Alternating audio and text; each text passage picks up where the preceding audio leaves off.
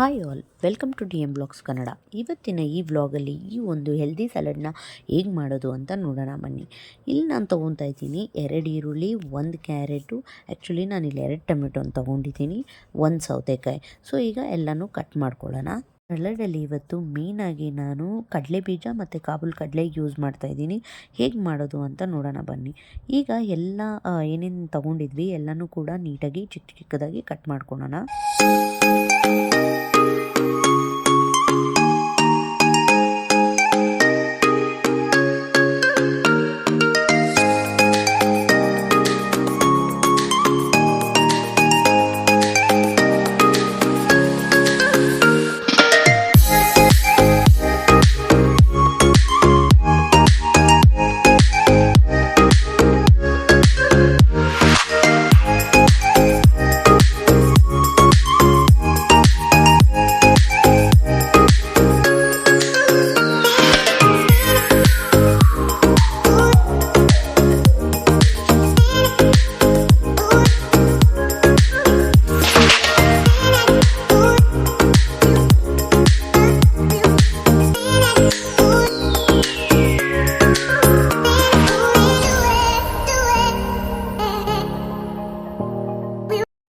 ಈಗ ಒಂದು ಪ್ಯಾನ್ ತೊಗೊಂಡು ಆ ಪ್ಯಾನ್ಗೆ 2 ಸ್ಪೂನ್ ಎಣ್ಣೆ ಹಾಕ್ಕೊಂಡು 1/4 ಚಮಚ ಅರಿಶಿಣದ ಪುಡಿ, ಅರ್ಧ ಸ್ಪೂನ್ ಖಾರದ ಪುಡಿ ಮತ್ತು ರುಚಿಗೆ ತಕ್ಕಷ್ಟು ಉಪ್ಪು ಹಾಕ್ಬಿಟ್ಟು ಇಲ್ಲಿ ನೀಟಾಗಿ ಒಂದು ಫ್ರೈ ಕೊಟ್ಬಿಟ್ಟು, ನಾನು ಏನು ತೊಗೊಂಡಿದ್ದೀನಿ ಕಾಬೂಲ್ ಕಡಲೆ ಬೀಜ 2 ಈಕ್ವಲ್ ಕ್ವಾಂಟಿಟಿಯಲ್ಲಿ ತೊಗೊಂಡಿದ್ದೀನಿ, ಅದನ್ನು ಹಾಕಿ ನೀಟಾಗಿ ಫ್ರೈ ಮಾಡ್ಕೊಳ್ಳೋಣ. ಈ ಥರ ಫ್ರೈ ಮಾಡೋದ್ರಿಂದ ನಮ್ಮ ಸಲಾಡ್ಗೆ ಒಳ್ಳೆ ರುಚಿ ಸಿಗುತ್ತೆ ಅಂತಲೇ ಹೇಳ್ಬೋದು.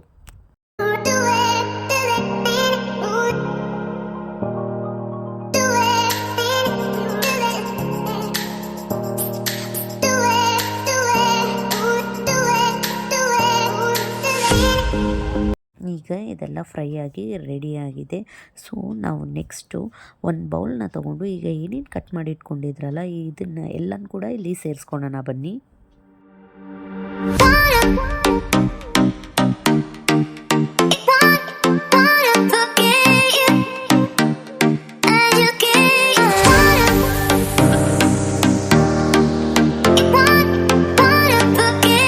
ಸೊ ನಾನೇನು ಫ್ರೈ ಮಾಡಿ ಇಟ್ಕೊಂಡಿದ್ನಲ್ಲ ಕಡಲೆ ಬೀಜ ಕಾಬೂಲ್ ಕಡಲೆ, ಅದನ್ನು ಕೂಡ ಇಲ್ಲಿ ಸೇರಿಸ್ಕೊತಾ ಇದ್ದೀನಿ. ಮತ್ತು ಚೂರು ಕೊತ್ತಂಬರಿ ಸೊಪ್ಪು ಕೂಡ ಆ್ಯಡ್ ಮಾಡ್ಕೊತಾ ಇದ್ದೀನಿ. ಇಲ್ಲಿ ನಾನು 1 ಲೆಮನ್ ತೊಗೊಂಡು ಅದನ್ನು ಕೂಡ ಸೇರಿಸ್ಕೊತಾ ಇದ್ದೀನಿ. ನಿಮಗೆ ಹುಳಿ ಏನಾದರೂ ಇನ್ನೂ ಕಮ್ಮಿ ಬೇಕಂದರೆ ನೀವು ಅರ್ಧ ಯೂಸ್ ಮಾಡ್ಕೊಬೋದು. ಆ್ಯಕ್ಚುಲಿ 1 ಲೆಮನ್ ಕರೆಕ್ಟಾಗಿರುತ್ತೆ, ಚೆನ್ನಾಗಿರುತ್ತೆ. ಸೊ ಇವಾಗ ರುಚಿಗೆ ತಕ್ಕಷ್ಟು ಉಪ್ಪು, ಮತ್ತು ನಾನು ಅರ್ಧ ಸ್ಪೂನ್ ಜೀರಿಗೆ ಪುಡಿ ಮತ್ತು ಅರ್ಧ ಸ್ಪೂನ್ ಪೆಪ್ಪರ್ ಕೂಡ ಹಾಕ್ಕೊಂಡು ಇಲ್ಲಿ ನೀಟಾಗಿ ಒಂದು ಮಿಕ್ಸ್ ಕೊಡ್ತೀನಿ.